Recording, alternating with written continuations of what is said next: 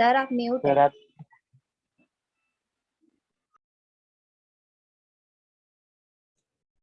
Anyway, so the point is कि इसके पहले हम लोगों ने पढ़ा हुआ था कि मक्का में कुछ ऐसी कंडीशंस थी जिनकी वजह से इस्लाम बहुत प्रोमिनेंटली और प्रॉम्प्टली एक धर्म के रूप में वहां पर उभरा। कारण उसके क्या थे? सबसे पहली बात तो whole Arabia was divided into tribal groups. वहां पर कोई ऐसी बहुत बड़ी शहर नहीं था, बहुत बड़ा या तो गांव भी नहीं था। जो बाशिंदे थे वो ट्राइब्स में रहते थे। स्कैर्सिटी वहां पर बहुत होती थी, भोजन वो नहीं मिल पाता था, व्यापार के बहुत सुविधाएं नहीं थी, आपस में लड़ाइयां बहुत होती थी, सब ट्राइब्स दूर दूर रहा करते थे। इस वजह से उनके कल्चर भी थोड़े थोड़े अलग होते थे। सारे के सारे ट्राइब्स अलग अलग देवी देवताओं की पूजा किया करते थे और मूर्ति पूजक थे, बहुत सारा मूर्ति का पूजा किया जाता था। तो ये सारी कंडीशंस थी। मोहम्मद साहब जिनको लगा कि अरेबिया यूनिफाइड होना चाहिए, ये रिलीजियसली बहुत डिवाइडेड है और इस वजह से तमाम समस्याएं वहां पर हो रही हैं, खून खराबा हो रहा है, लोग एक दूसरे को मार काट रहे हैं। इन सारी चीजों के पीछे जो बड़ा वजह है वो यही है कि इनके देवी देवता और बिलीव्स अलग अलग हैं। अगर ये सारे लोग एक ही रिलीजियस बिलीफ को फॉलो करना शुरू कर दें, एक ही पंथ और संप्रदाय के हो जाएं, तो in that condition they might force some unity, and this was the dream of Muhammad Saab that he wanted to means inculcate in reality. इसके लिए उन्होंने जब जब उन्हें अल्लाह का संदेश मिलना शुरू हुआ और लोगों को सिखाना शुरू किया उन्होंने कि अल्लाह एक है, इतने सारी मूर्तियों की पूजा करने की जरूरत नहीं है। दूसरी बात, he is the giver of all the riches of the world. दुनिया की जितनी भी चीजें हैं सब अल्लाह आपको देता है, तो उसको चढ़ावा चढ़ाने की भी आपको जरूरत नहीं है। यू सिंपली डू 5 थिंग्स, 5 चीजें करो अल्लाह को, बस 5वें के बाद 6वीं चीज चाहिए भी नहीं। What are those 5 things? वो 5 चीजें हैं सलत, शहादा, ज़कात, सवम और हज। ये शिक्षा जिनको पसंद आई वो मुस्लिम बन गए, वो इस्लाम में दीक्षित हो गए, और जिन्हें ये ठीक नहीं लगा वो उनका विरोध करने लगे। फिर फाइनली मोहम्मद साहब को मक्का छोड़ करके मदीना जाना पड़ा, क्योंकि उनके विरोधियों की संख्या मक्का में बहुत ज्यादा थी। मदीना में उन्होंने अपने रिलीजन को पॉलिटिकली ऑर्गेनाइज किया और फिर उन्होंने मक्का पर अटैक किया और मक्का को जीता। मक्का के लोगों को जो है कन्विंस किया, and finally he cleansed the whole Mecca. हाँ प्राची, आपका कोई क्वेश्चन बेटा बताइए। सर जब उन्होंने बताया कि मतलब भगवान ने उन्हें प्रॉफिट के रूप में चुना है, तो लोगों ने उनको विश्वास मतलब ऐसे ही कर लिया होगा कि उनमें भी तो थोड़े डाउट्स रहे होंगे कि मतलब सच बोल रहे हैं कि झूठ बोल रहे हैं। बेटा डाउट्स तो थे ही, वरना लोग उन्हें भगाते क्यों? मक्का में तो सारे लोग ये डाउट कर रहे थे कि ये भगवान बनने आया है, ये इनका संदेश वाहक कैसे हो सकता है, लेके लाठी वाठी भगा लिए, लाठी पत्थर कुछ छोड़ा ही नहीं। तो आप सोचो प्रॉफिट के ऊपर अगर सबका यकीन ही हो गया होता तो उन्हें मक्का फिर छोड़। कुछ लोगों ने उन पे बिलीव कैसे कर लिया? आज भी आप देखो बहुत सारे लोग जो साधु सन्यासी होते हैं, कुछ उनके विरोधी होते हैं, कुछ उनका बिलीव भी कर लेते हैं। बिलीव करने के पीछे कारण क्या था? देखो बिलीव के पीछे कई सारे कारण होते हैं। पहली बात तो ये है कि उनकी बातें थोड़ी सी लॉजिकल थी, और लॉजिक पे हर आदमी विश्वास कर लेता है। तो लॉजिकल बातें जैसे कि एक ही शक्ति है जो दुनिया चला रही है। अब आप बताओ आप मानोगे मेरी बात या नहीं मानोगे? इसमें कुछ लॉजिक है मेरा? अगर मैं ये कहूं कि ईश्वर एक है, वही आपको भी जन्म दिया है, वही हमें भी जन्म दिया है। अगर 2 होते तो आपका जन्म दूसरे प्रकार से होता, हमारा दूसरे प्रकार से होता। अगर हमारे और आपके अल्लाह अलग होते तो हमारे अंदर नीला वाला ब्लड होता और आपके अंदर वो पीला वाला भर दिए होते। सबके अंदर अगर एक ही रक्त है, एक ही तरीके का उनका जो है जन्म है, मृत्यु है, पालन पोषण है, एक ही तरह की हमारी जो है शारीरिक बनावट है, संरचनाएं हैं, और बहुत ऐसी चीजें हैं जो हम नहीं कर रहे हैं फिर भी हो रहा है, तो कोई तो करने वाला होगा, कोई एक ताकत है ना। और तो वो सर ताकत, जानवरों को हाँ, करना और वो होगा। ताकत बटी नहीं हो सकती। अगर आप सोचो कि अल्लाह एक से अधिक है, एक है जो सूरज चांद को चला रहा है और दूसरा दूसरे ग्रहों को चला रहा है, तो आपस में भिड़ा नहीं देगा। चलाने वाला एक ही होगा तो ठीक से चलेगी। एक आप कार ले लो, एक कार में अगर 20 तो हम जो है वो स्टीयरिंग लगवा दें और 20 के 20 लोग उसको चलाना शुरू कर दें, वो चलेगी कभी? नेवर। तो कोई भी मशीनरी चलती तब है जब वो सेंट्रलाइज तरीके से चलाई जाए। तो ये पूरी दुनिया एक तरीके से चल रही है, सुबह में सूरज निकल रहा है, शाम में रात हो रही है, तमाम चीजें जो बारिश हो रही है, धूप हो रही है, ये एक मैकेनिज्म पे चल रहा है। तो इस मैकेनिज्म को चलाने वाली कोई तो ताकत है। इसे यकीन करना आसान है या नहीं है? डेफिनेटली लोग करेंगे, हाँ ठीक है, बिल्कुल सही बात है। दूसरी महत्वपूर्ण चीज, उन्होंने कहा मूर्तियां मत बनाओ। मूर्तियां किसकी बना रहे हो आप? मूर्ति बना रहे हो आप अल्लाह की, मूर्ति बना रहे हो आप खुदा की, मूर्ति बना रहे हो आप देवताओं की। आप मानते हो कि देवताओं ने आपको बनाया हुआ है, आप मानते हो कि खुदा ने आपको बनाया हुआ है, आप उसको बना रहे हो। मतलब जिसने आपको बनाया आप उसको बना लोगे? है आप में इतनी क्षमता? तुम अल्लाह की बराबरी कर सकते हो? तुम्हें बनाना चाहिए उसकी मूर्ति? वो ऐसा ही है, तुमने देखा है? जाहिर सी बात है इनकी इस बात में भी लॉजिक था। आज हम बहुत सारी मूर्तियां बेचते हैं ना हमारे यहाँ मंदिरों में और तमाम जगहों पे, आपको ढेर सारी मूर्तियां मिल जाएंगी। तो कहीं से ये कंफर्म हुआ है कि ये मूर्ति इन्हीं की है और ऐसे ही थे वो? ये साहब इनसे मिल के आए थे जिन्होंने बनाया? तुम कैसे बता सकते हो कि नहीं हमारे वाले अल्लाह की एक तो पूंछ भी थी? नहीं भी हो सकती भाई। Are you sure? There was a point. Yes. Pawan क्या हो गया भाई? क्यों तुम अनम्यूट हो जा रहा है बीच बीच में? इसी तरीके से अब मूर्ति पूजा का उन्होंने विरोध करना शुरू किया, तो जाहिर सी बात है कि उन्होंने लॉजिक उसके दिए। फिर हम ढेर सारा चढ़ावा चढ़ाते हैं। हम चढ़ाते हैं कि अल्लाह इससे प्रसन्न हो जाएगा, हम उनको जो है घी मक्खन और दूध और पता नहीं क्या क्या चीजें। उनका बड़ा सिंपल सा लॉजिक ये था कि आपका चढ़ाया हुआ जो भी प्रसाद है, लड्डू हो, पेड़े हो, मिठाइयां हो, मेवे हो, कुछ भी, लड्डू पेड़ा मिठाई मेवा, ये सारी चीजें एक मरा हुआ आदमी खा सकता है? No sir. क्यों? क्योंकि ये जरूरतें बॉडी की होती, आत्मा की नहीं होती। खा वही सकता है जिसकी बॉडी हो, शरीर। इसका मतलब जो भी हम खाते हैं या पीते हैं वो शरीर को लगता है, आत्मा को नहीं। जाहिर सी बात है जिसका कोई शरीर नहीं है उसके लिए इस लड्डू का क्या मतलब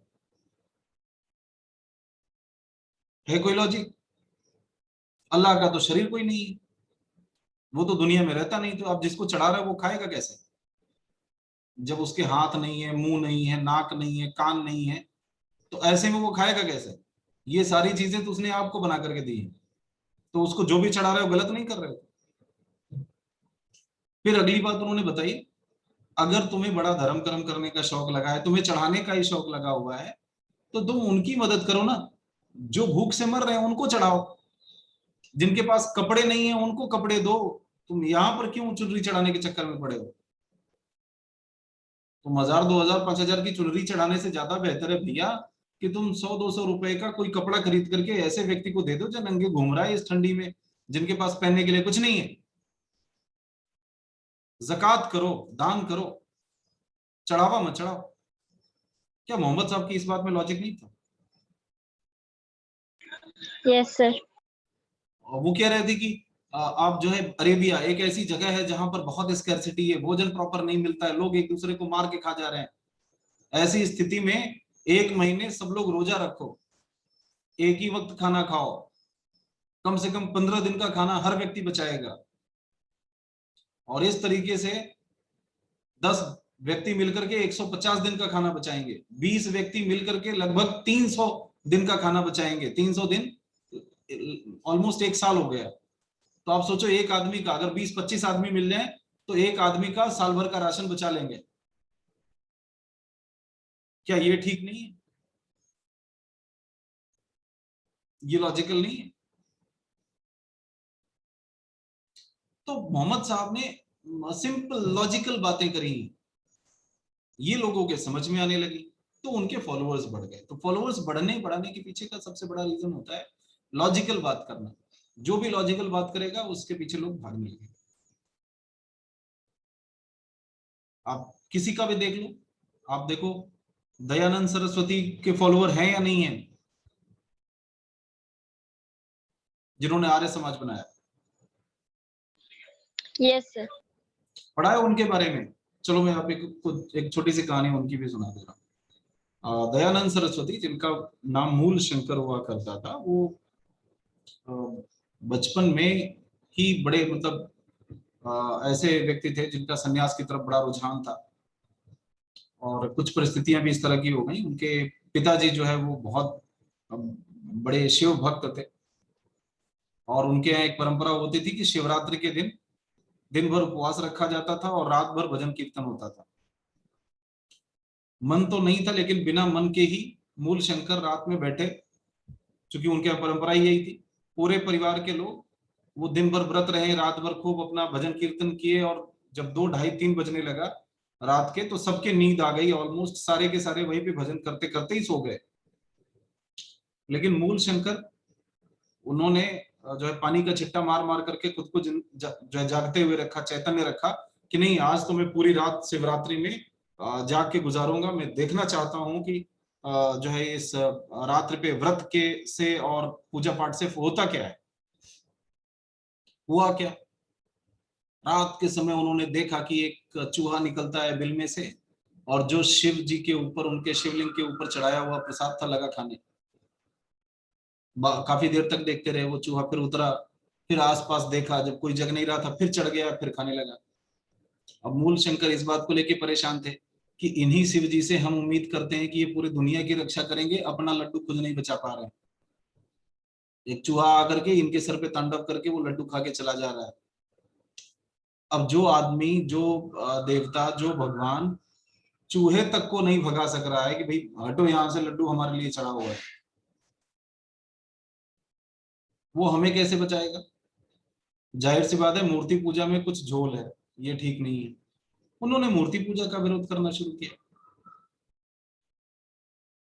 कि नहीं होनी चाहिए। उन्होंने कहा वेदों को पढ़ो, शास्त्रों को पढ़ो, लेकिन इसके ऊपर जो पुराण और आडंबर थोप दिए गए उनको हटाओ। इनके नीचे हमारा असली शास्त्र दब गया है। हमारा जो मूल ज्ञान है वो इस तरह के आडंबर और तमाम चीजों से दबा पड़ा है, उसे निकालो। उन्होंने नारा दिया, वेदों की ओर लौटो। और इतना ही नहीं किया, उन्होंने देश की समस्या भी समझी। उन्हें लगा कि हमारे यहाँ पहली बात तो इतने सारे देवी देवता हो गए हैं कि इनके नाम पर हिंदू समाज बट गया है, आपस में लड़ाई कर रहे हैं। हम शैव हैं, हम बौद्ध हैं, हम ये हैं, हम वो हैं, फला है, ढिमका, इस तरीके से करके इनके बीच में बहुत विभाजन है। और यही कारण रहा है कि हम बार बार गुलाम होते रहे हैं, क्योंकि हमारे अंदर ना तो धार्मिक एकता थी, और ना सांस्कृतिक एकता थी, ना राजनीतिक एकता थी। तो एकता ना होने की वजह से हम बार बार गुलाम होते आए हैं। क्योंकि जब शिव के मंदिर पर अटैक होता था तो हम तो वैष्णव हैं, हम क्यों जाएं, शिव वाले जाएं बचाने। तो हमारे यहाँ पे होगा तो वो भी नहीं आएंगे। फिर बौद्ध क्यों जाएं, फिर जैन क्यों जाएं, फिर फला क्यों जाएं, ढिमका क्यों जाएं। इस तरीके से जब बहुत सारे पंथों में हम बटे हुए थे तो हम यूनिफाइड नहीं हो पाए, गुलाम होते गए। तो उन्होंने कहा मूर्तियां इनको हटा दो, मूर्तियों को हटा दोगे तो ईश्वर एक हो जाएगा, ईश्वर एक हो जाएगा तो हम सारे एक हो जाएंगे। दूसरा, उन्होंने छुआछूत के का बड़ा विरोध किया। उन्होंने कहा ये तो गलत बात है, वेदों में ऐसा कहीं नहीं लिखा हुआ है कि नहीं आप शूद्रों को छू नहीं सकते।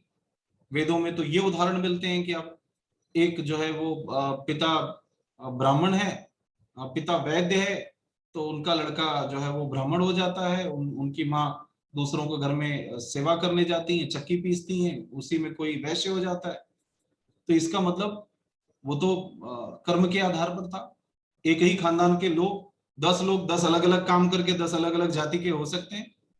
एक ही खानदान में एक आदमी बाल काटने लगा, नाई हो गया, पढ़ाने लगा तो वो ब्राह्मण हो गया, सेना में चला गया क्षत्रिय हो गया। एक ही खानदान के लोग अलग अलग वर्णों में जा सकते हैं, व्हाट्स रॉन्ग विद दैट?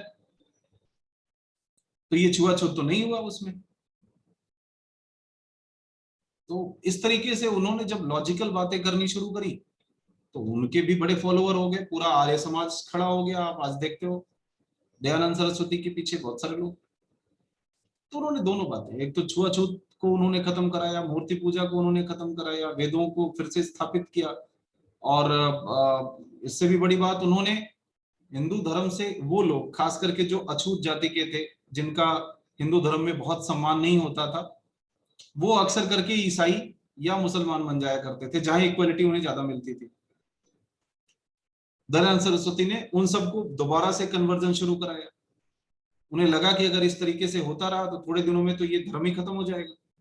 बेहतर ये है कि जो किसी भी वजह से दूसरे धर्म में चले गए हैं, अगर वो वापस आना चाहते हैं तो उनको आने की इजाजत होनी चाहिए, वरना तो हिंदू धर्म इतना रिजिड था कि वो एक बार इससे जो चला गया, फिर वापस नहीं आ सकता।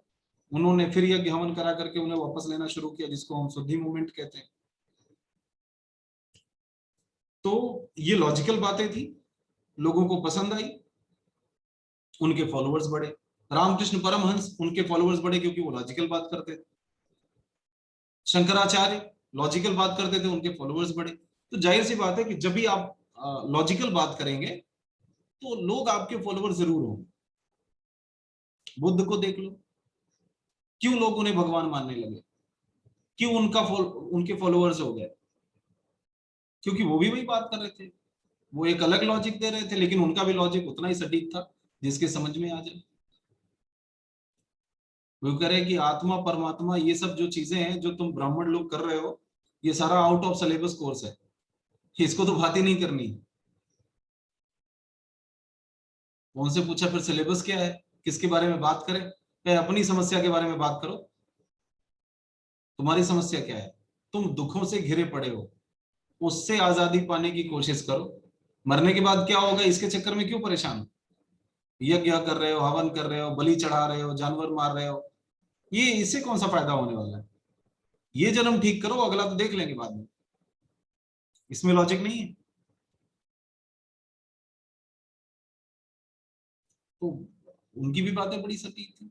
उन्होंने कहा कि भाई देखो, दुनिया में जो भी चीज है वो दुख का कारण है, सबम दुखम। और दुख का असली कारण है तृष्णा, वासना, इच्छा। दुख को खत्म करने का जो तरीका है वो है इच्छा को खत्म कर दो। और इच्छा को कैसे खत्म कर सकते हो? अष्टांगिक मार्ग से। तो बुद्ध की शिक्षाएं भी ऐसी ही नॉर्मल थी, कॉमन पीपल के समझ आ जा रही थी, उनके फॉलोवर हो जा रहे थे।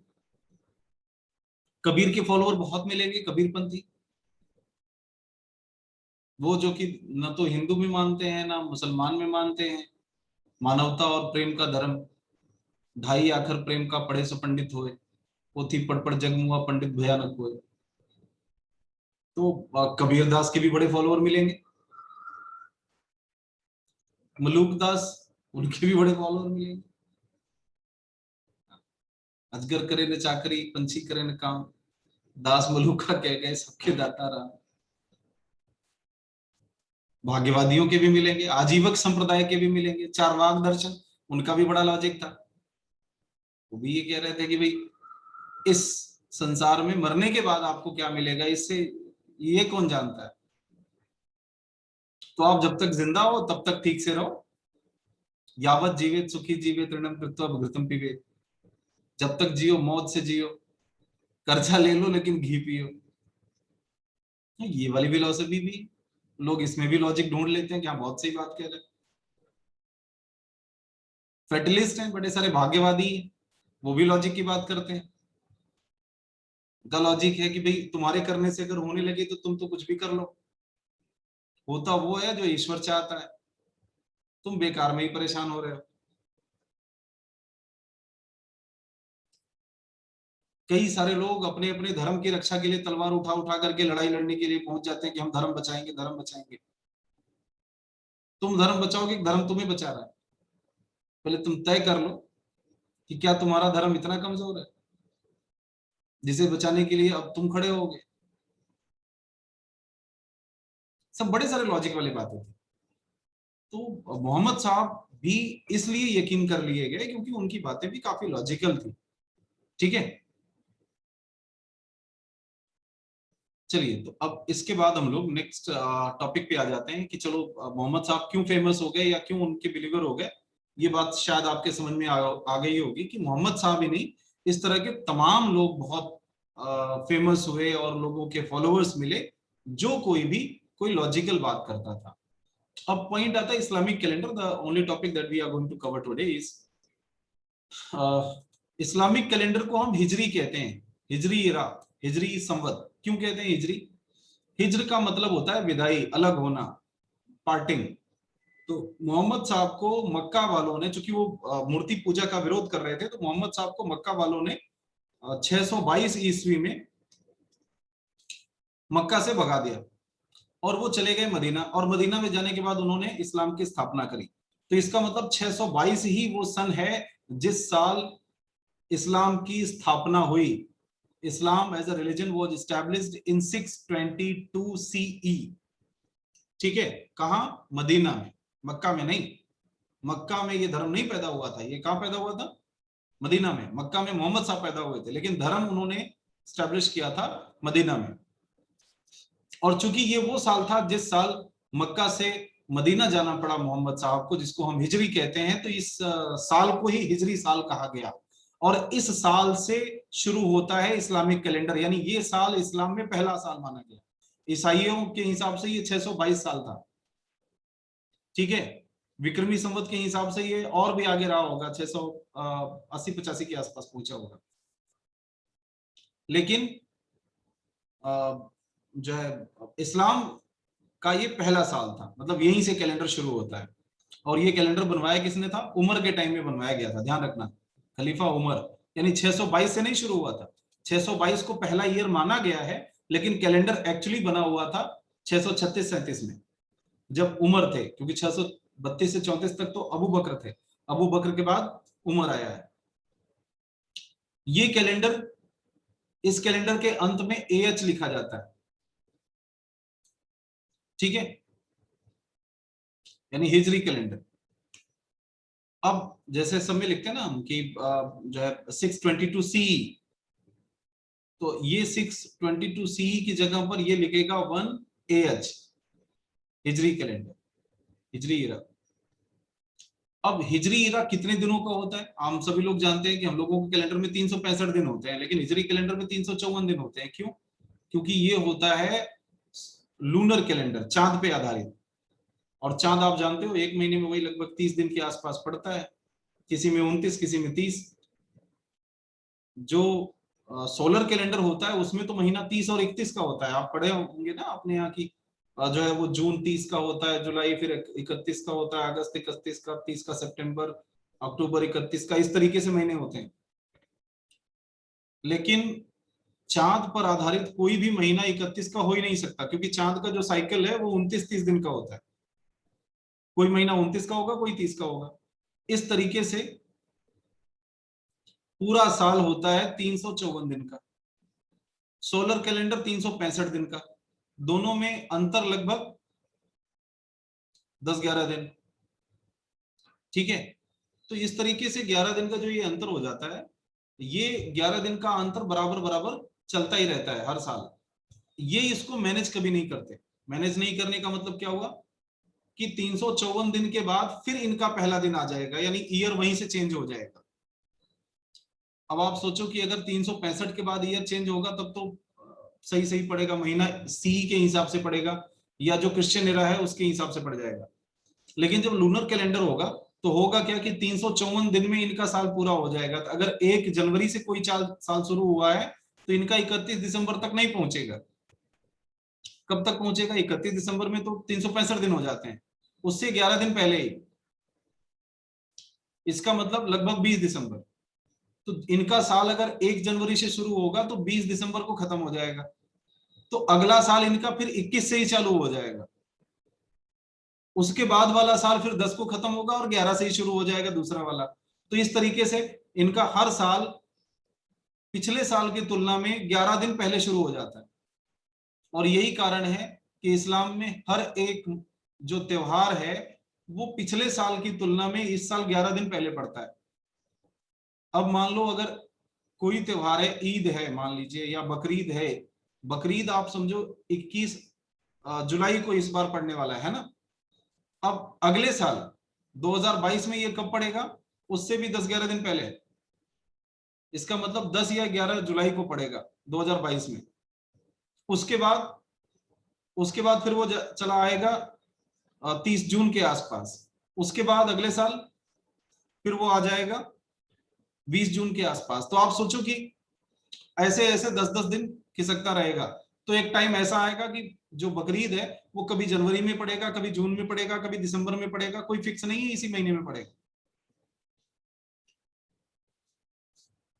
हाल कुछ ऐसा ही हिंदुस्तानियों का भी है, हिंदू कैलेंडर भी ऐसा ही होता है, लेकिन थोड़ा सा इसमें फर्क होता है। हिंदू कैलेंडर भी लूनर है, वो भी चांद पे होता है। हमारे यहाँ भी जो है वो पूर्णमासी और जो है एकादशी द्वादशी जो चलता है ना कैलेंडर, वो चांद पे आधारित है। लेकिन हिंदू एक अच्छा काम ये करते हैं कि उनका भी 354 दिन में खत्म होगा। तो एक साल में वो उनका त्योहार 10 दिन पीछे आता है, दूसरे साल फिर उनका त्योहार 10 दिन और आता है, यानी पहले की तुलना में 20 दिन पीछे हुआ। लेकिन तीसरे साल वो क्या करते हैं, एक पूरा महीना बढ़ा लेते हैं, जिसको मलमास कहते हैं, ताकि वो मैनेज हो जाए सोलर कैलेंडर से। ठीक है, तो 13 महीने का साल होता है हर तीसरा साल हिंदू कैलेंडर में। तो 10-10-10 यानी 30 दिन जो बचा हुआ है वो तीसरे साल मेकअप कर लिया, तो वो सोलर कैलेंडर से मैच कर जाता है। इसी वजह से हमारे यहाँ जो दिवाली या दशहरा पड़ता है वो बहुत अंतर पे नहीं पड़ेगा। वो एक बार दिवाली हो सकता है 23 नवंबर के आसपास हो, दूसरी बार वो 10 या 11 नवंबर में होगा, और तीसरी बार में वो अक्टूबर में होगा। फिर वो मैनेज कर दिया जाएगा एक महीना बढ़ा करके, मतलब केवल ज्यादा से ज्यादा 20 दिन के आसपास का अंतर हो सकता है। उसके बाद फिर वो वहीं पे पहुंच जाएगा। होली हमारे यहाँ वो 3 को होगी, 13 को होगी या 19 को होगी, बस 19-20 दिन के बीच में होली पड़ जाएगी। तो हर हाल में उसे मार्च में ही होना है। दिवाली हर हाल में अक्टूबर और नवंबर के बीच में ही होगा। 15 अक्टूबर से 15 नवंबर के बीच में अक्सर करके होली पड़ेगी, सॉरी दिवाली पड़ेगी। दशहरा भी वैसे ही फिक्स है, 15-20 दिन आगे पीछे होगा, लेकिन उसके बाद मैनेज हो जाएगा। अगर यही एक महीना हम ना जोड़ें तो हमारे भी त्योहार कभी भी पड़ना शुरू कर देंगे। तो ये इस्लामिक कैलेंडर है। So the Hijri year is about 11 days shorter than the solar calendar. Therefore, non-Islamic religious festival, including Ramzan or Eid or Hajj, they correspond in any way to seasons. किसी भी season में fix नहीं होते, ये हमेशा बदलते रहेंगे। ठीक है। और जो अंग्रेजी कैलेंडर हम फॉलो करते हैं ये कौन सा है, ये है ग्रिगोरियन कैलेंडर, जिसको पोप ग्रिगोरी द 13th ने शुरू किया था 1582 में। तब से ये कैलेंडर फॉलो हो रहा है। अब अगर आपको हिजरी कैलेंडर और सी के डेट्स निकालने हैं तो ये तरीका है। जैसे आपको हिजरी से जो है ईसवी संवत निकालना है, तो हिजरी इंटू 32/33 + 622 ये फॉर्मूला लगाओगे तो आपका जो है ईयर निकल आएगा, क्रिश्चियन ईयर।